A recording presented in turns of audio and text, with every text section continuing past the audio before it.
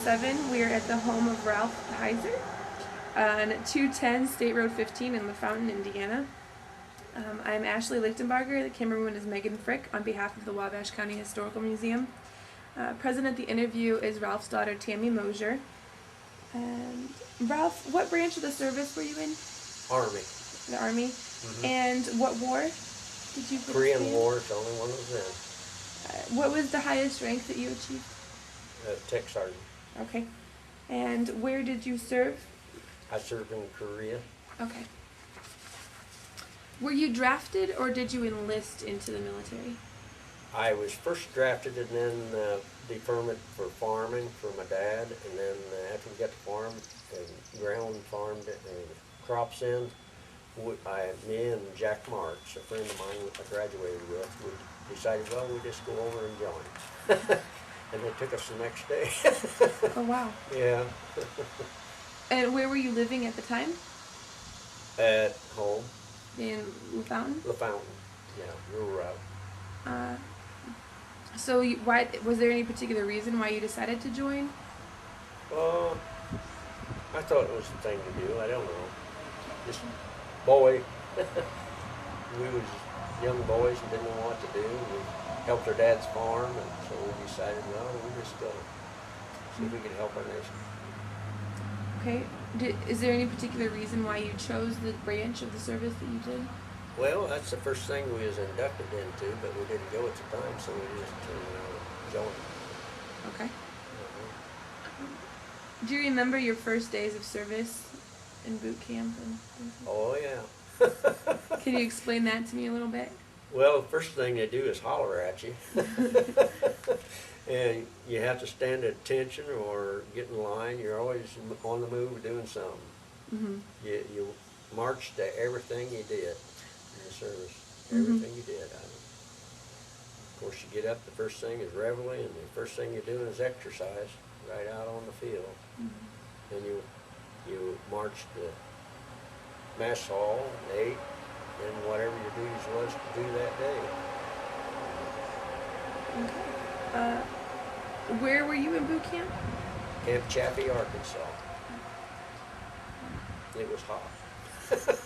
Real hot. Yeah. Yeah. Was it in the summertime? Was yes. it summer? Yes. You had to. It was in July, so we had salt coming out on our clothes, and you couldn't realize it. I didn't know. I never experienced that until then. Your fatigues had salt on. And that was because that's the way you did down there. Okay. Do you remember anything particular about the instructors that you had during boot camp? They was pretty, well, we've had all kinds of training. And rifle, M1, you had you had to break it down, put it back together, and keep it clean. You had inspections all the time. And you had inspection, your bed had to be made up just perfect. And they checked it out. Your foot locker had to be perfect. Your socks had to be just so. And if one thing was out of line, you was in trouble. Yeah. Do you think that level of organization affected your life after? Oh yeah, it made you stop and think and wake up and learn and listen. Do you still organize your socks? Oh yeah. Okay. All right. In Korea, where did you go? Well, we went Incheon Landing, and the first thing we done was got off of PL-17, I think it was, one of them big boats that the front went down. You was wading water up to here, and it was in the winter time.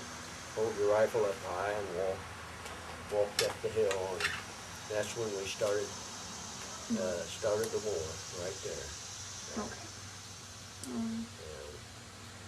Do you remember some of your first reactions upon arrival?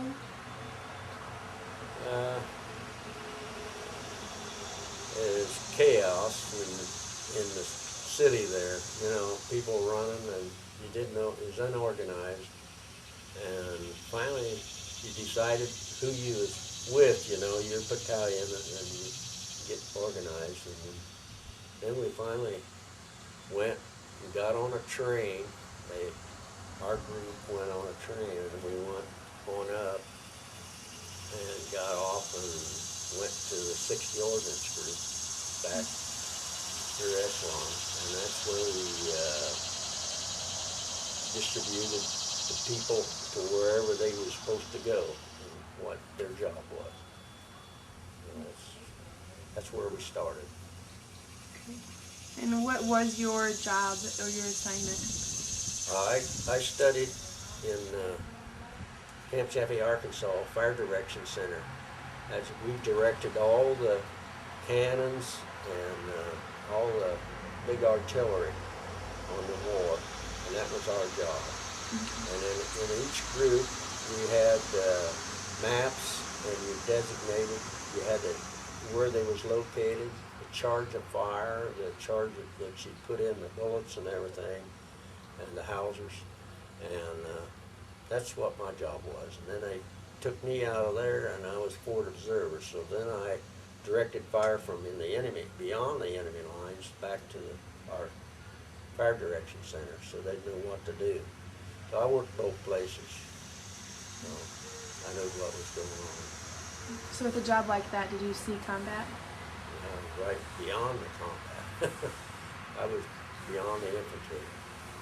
You direct fire right on yourself sometimes if there was a lot of enemies there. That's what we did. Yeah. You know, I've seen my share of it there. Yeah. How many of you were there beyond the enemy line? How many of you went that far? There was 5 of us in that group. That's when the 8th Army pulled out. I forget what year they pulled out, but they pulled out and went back to Japan. That's when we went on up Watchung Valley and into a bunker and stayed for 6 months. Nobody was around but us. And then finally they started coming back in. 8th Army did. 24th Division was the first people that we seen. Well, I seen some other people from England, and I used to get the boys from England, I forget his name, but I've got it somewhere. He gave me his emblem. His dad was in the Parliament, and they have parliaments there, and his dad was one of the parliament. And he was a good friend. I met him when we come back down the hill, and we become real good close friends. And I've got Christmas cards from him every year for about 10 years after I got home. Couldn't read, understand the English. Yeah. But we come on down the hill, and then we finally got connected to our battalions. And then the war was so normal then. Then we back doing what we was doing there.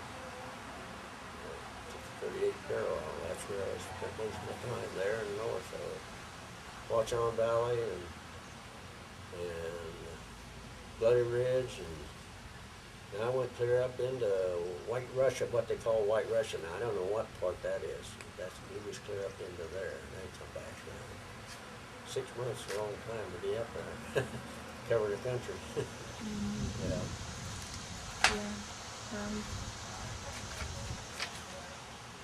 Pork Chop Hill was another one.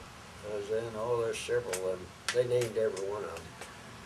And I directed fire for the 91st and 96th. I believe that's Korean battalions.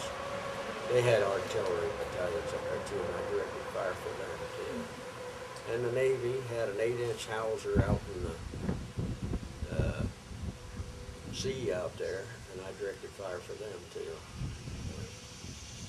That was an 8-inch Heiser. That was the biggest. That was an expensive one to shoot. Didn't do that too many times. What did you think about the Koreans that you fought with? The Koreans? Well, I trusted the South Koreans. You could tell the difference in them. They was more friendly. And I had several buddies that was the one that Pac, he was my buddy, that we was in the war with. He was mine. See, you meet up with several of them, you know, and then you pick out one, and he's your buddy. So if you run into problems, you know, talking wise, he done the talking with for you. Mm. So he was right there with me. That He would be had nice. 2 children, and I got pictures of his children someplace, but his daughter. But you always had to translate. You know, he had to do the translation. He knew the terrain too, a lot better than I did. Yeah. Even though I was a farm boy, I was used to country. Different kind of country. A lot of hills. Yeah.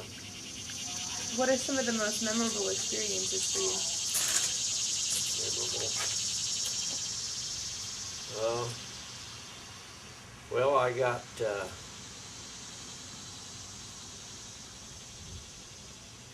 hepatitis one time on water, and they pulled me out, and I had to go back to Japan, and you know, get better so before I went back. And Cardinal Spellman, he come and see me. That's Cardinal Spellman. He comes to the hospital. I think that I was in the hospital's on the back side of that, I think. That's where I was at. But I got back to normal. And there's a lot of guys in there. French Army, they had a lot of Frenchmen there in that hospital I was in. They got hepatitis too. From the water? Water. Yeah. This is at the 168th Army Hospital in Yokohama. Yokohama. That's where they sent me. Then we come back from there. We went back to war again. Back to things. Well, mostly I come back, and then they did transfer me down to the 60 Ordnance Group in Seoul.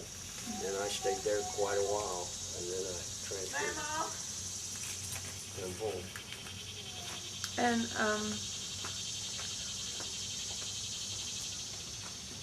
did you receive any medals or citations? Any what? Medals or citations? Yeah, they're all on my record there. Okay. And all those. Do you remember why you received the Bronze Stars? Service stars for battle. Yeah. I was in 4, I don't know how many battles, several battles. But see, sometimes the rear echelon don't keep up. You move so fast from one battle to the next that they don't have time to record everything. You know what I mean? Back at the rear echelon. But I was in pretty good position to record everything because I was up there recording for them. Really. Did you receive any injuries?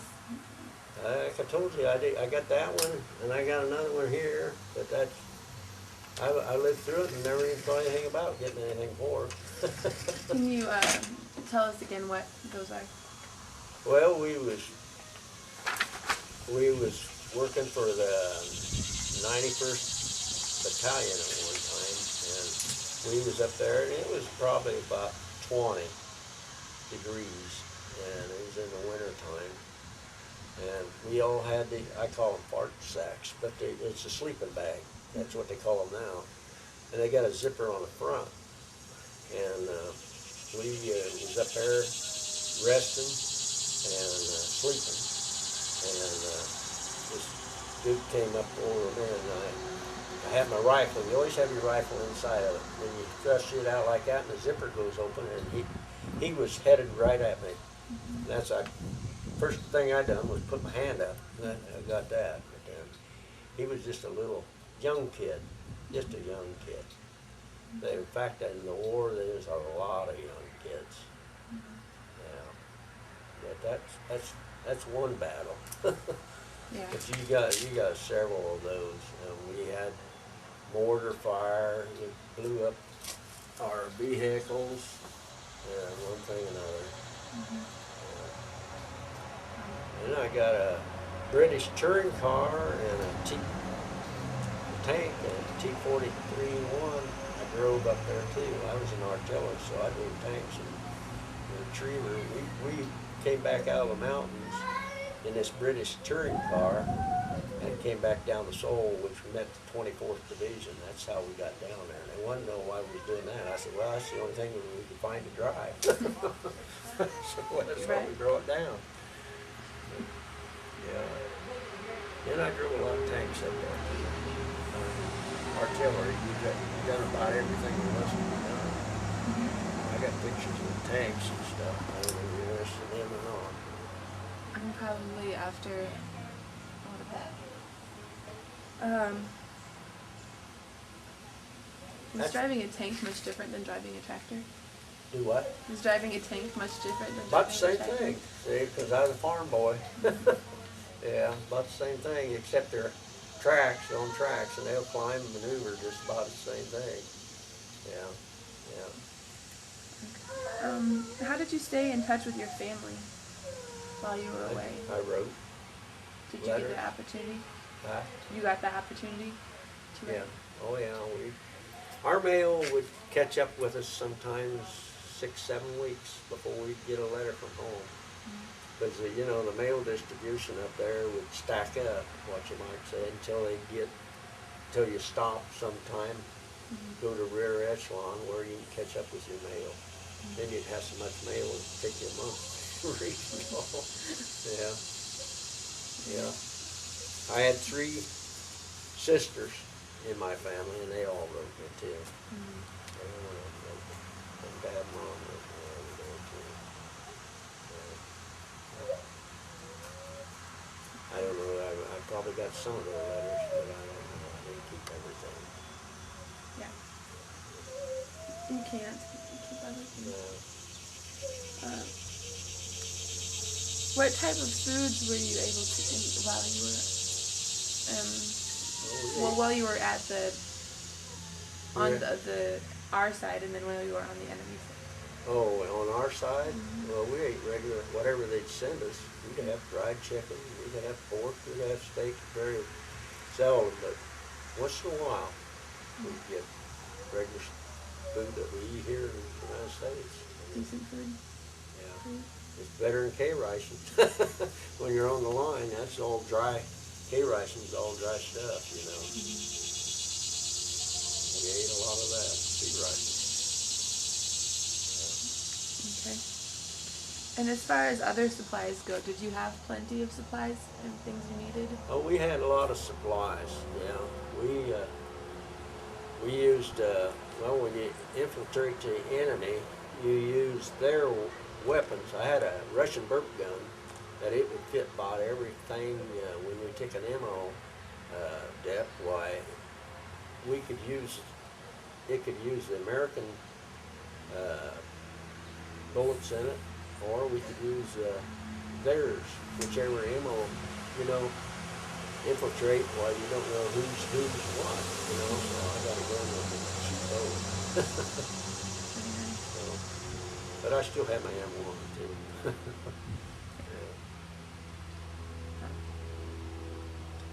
While you were behind the 38th, did you feel extra pressure and extra anxiety or fears? Confused? Anxiety or fear? Being in the enemy territory? Below it or above it? Above it. Oh yeah. Fear was always there when you was above it. Yeah, because you didn't know whether you was coming back or not. You had a job to do up there, and that's what you're supposed to do. I called everything I could, you know, to the fire direction center down below when I was up there. But then we'd switch. Some of these guys would go back up there, and then we'd go back down to the board. You know, you took turns. When you could.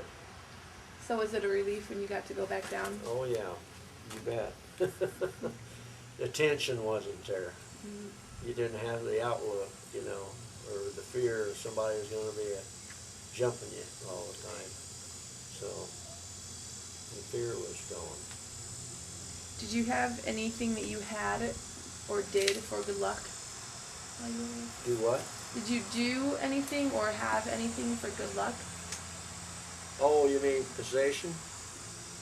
Or a routine or something? I don't. I never thought about it, I guess. I never had no fear to mount anything. It's great fear or anything. Okay. When you were below the 38th, did you get any type of leave time? Oh yeah. What did you choose to do? They sent me an R&R to, I forgot, Tucson. I think it was Tucson. We went down there and it was just like, it was like an R&R, you know. And we played baseball. And I love pitch baseball too. And that's what we got to do for about 3 or 4 days, play ball. Oh, that was great. You know, it's something different. It gets you off the stress and whatever. Is there anything else you did to entertain yourselves? Well, I played basketball too. I like to play basketball. Yeah. Yeah, I love to play basketball. And we played basketball on the 60 Ordnance Group when I was in, before I went on R&R. We put up a goal there, and we'd play every once in a while in the evenings. Okay. You know. Of course, we had a bar there, and we drank beer, naturally. They had girls come in and we'd dance. Kind of off the beat, you know, get your mind off the war. Yeah.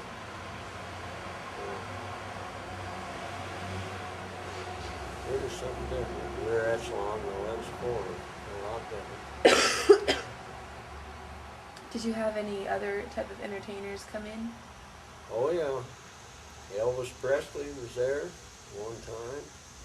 And Marilyn Monroe was at USO when I went to play baseball. We jumped over there and seen one show of Marilyn Monroe. Well, that was interesting. Now you don't forget that. Yeah. Couldn't imagine so. Yeah. Yeah. Do you recall any particularly humorous or unusual things that happened? At where? There? While you were there, yeah. At USO show or you talking Just about? in war in general, was there anything? Well, we had Eisenhower was there, and I got pictures of that too. He came over there and was inspection our fire direction center, and I thought that was a great honor, you know, for a general to come up right up on the line. That was really something, because they don't happen too often. Yeah, yeah. Did you pull pranks on one another? Do what? Pull pranks or make jokes? Oh yeah, we joke at each other all the time. That's what, joking around is what keeps you going sometimes. When you're more in the rear echelon than up there, because you don't have time to do that or think about it. But you do get relieved, like, yeah, we do that. And we play games. And joke around. Keeps everybody on their toes.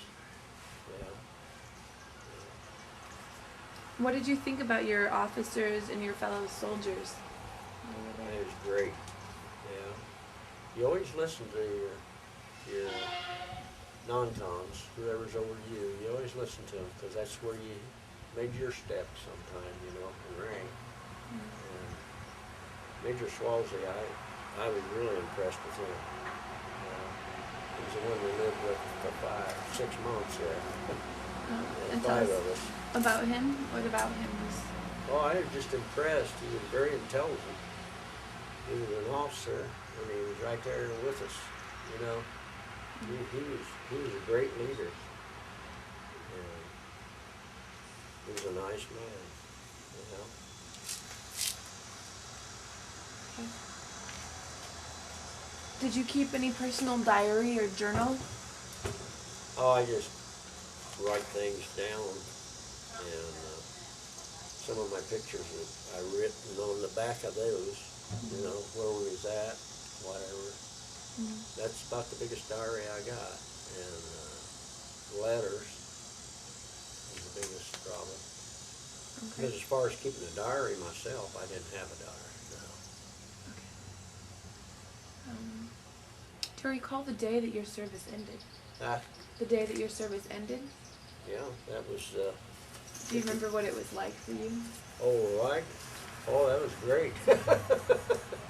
Yeah, I met my wife while I was camped at Fort Knox, Kentucky, is where I got discharged. But I had to serve my time out there, you know. I was there about 6 months at Fort Knox. That's when I met my wife at Summertime. And how long after that did you get married? Yes, we got married in 54. Okay. And July. did you start a family? Not for 2 years. Did we marry? Marcia was born 2 years after we was married, wasn't she? Yeah. 2 years. And Marcia's my oldest Got one. married in 54. Tammy's my second one, and Carrie is my third one, and Tony's my fourth one. I had 2 boys and 2 girls. Okay. What did you do after you were discharged? Did you go back to school or did you come back to work? I come back to work in I helped Dad farm for 6, 7 months. Then when we got married, I started carpenter work with Joe Bill then. Joe Bill Harper. Okay. I'm 55. Did you take any support from the GI Bill? Yes, I did. I took a loan. I got out. I could have went to college, or I could have took a loan, and I took a loan, $12,000, and built this house. 54. Been here ever since. Did you maintain any of the close friendships that you made while you were in the service? People that I was in service. Yeah, I got contact. Like I was telling you, that Belgian boy. Every year I got a Christmas card from him. And Robert Tim always wrote me. In fact, Robert Tim 3 years ago wrote me. He's in Marysville, Oregon, and he wanted me to see him, and he told me what he's been doing. I've contacted him, but I need to contact him again. And Faust, he lived in Pennsylvania. This is the 5 guys that I was in the foxhole with. And we was real close, you know. And I never got an answer out of him, so I don't know where he's at. I have no idea. But I got all their names. And Robert, he's been trying to, he emailed me, or he gave me his email, and I've got to email him back. This was about a year ago or so. But those fellows, now Jack Marks, the one I went into service with, he passed away about 2 years ago. Yeah. And Jack and I enlisted together, and we served. He went somewhere else, boot camp, and I went to Camp Chapin. So we met up at Sheridan, Illinois, Fort Sheridan. That's where we went in Valiant when I got into the service. And he went one way and I went another way. Otto Rook, he was another one that went in at the same time. He lives at Rowan, Indiana. And I haven't seen Otto since I got out, so I don't know where he's at anymore. Okay. Did you join any veterans organizations? Join? Oh yeah. You mean, I belong to American Legions, Oddfellows. I did. I'm a Mason. And I forgot what else. Well, I belong to the Carpenters Union. I'm a lifetime membership of the Carpenters Union. Okay. I've got a card they send me. I've been a carpenter for 50 years. 60 years now, but I've been doing it. I retired 10 years ago and I'm still doing it, carpenter work. Do you participate in the activities of the Legion or the Masons? Yes. What kind of activities? Well, anytime they had something going on, I tried to participate. My boy, Harry, he is a Mason, and we got a Mason Hall down here. There's different activities sometimes we'll be affiliated with. Now, the Oddfellows, I started in the Oddfellows before I went to service in '48, and I dropped out after I got my 35th year in. I didn't pay my dues and I got dropped. But we've done a lot in the Oddfellows. Memorial Day, they had services down here at the gravesite, and I always participated in that and fired the old guns down there. They had the 7-gun salute and all that. I participated in that. Would you say your career after was a carpenter or as a farmer? Oh, carpenter, mostly. Yeah.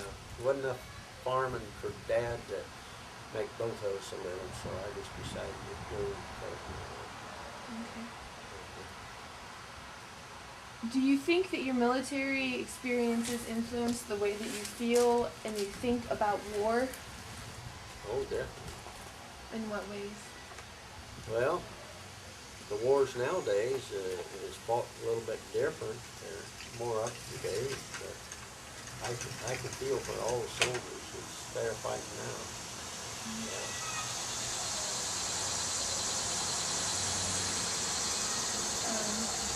And how do you think that your service and the experiences that you had affect your life to this point? Well, you care for a lot of people. It's probably more so than you think.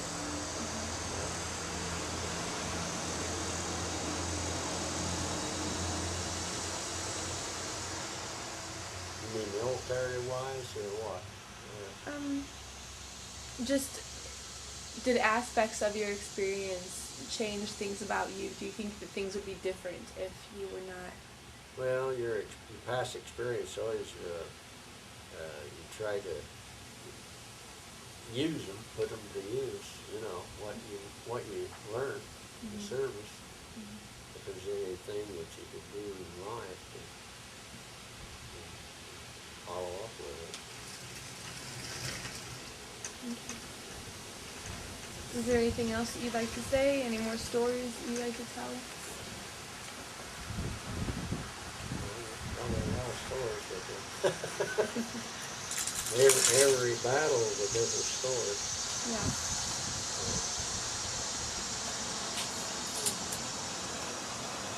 Well, another one, we went over on the Marina, and I forgot the name of the boat right behind us, but we got out. We hadn't left Pier 91 very long. We hit a typhoon, and the boat behind us sunk, and we survived. We picked up a lot of survivors off of that boat. I remember that.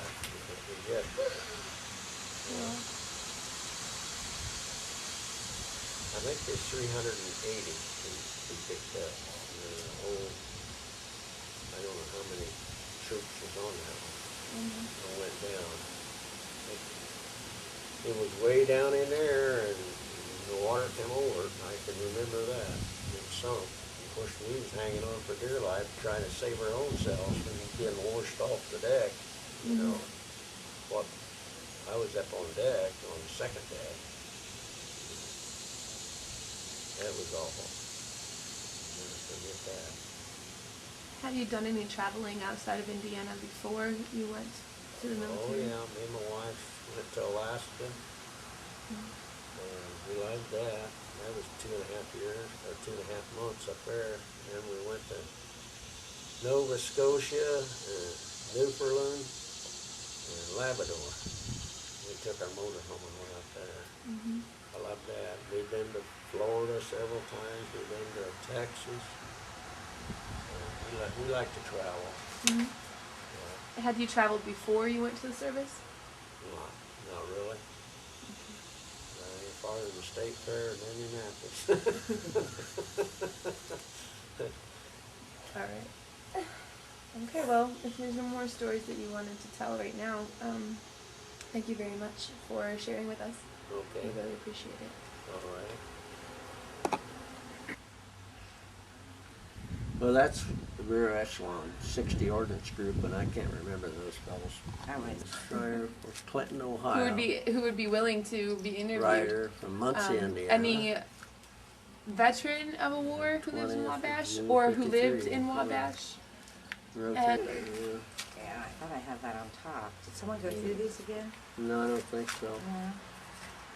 Did you get all Unless these? we cleared a bunch of them out. Here's how you do that.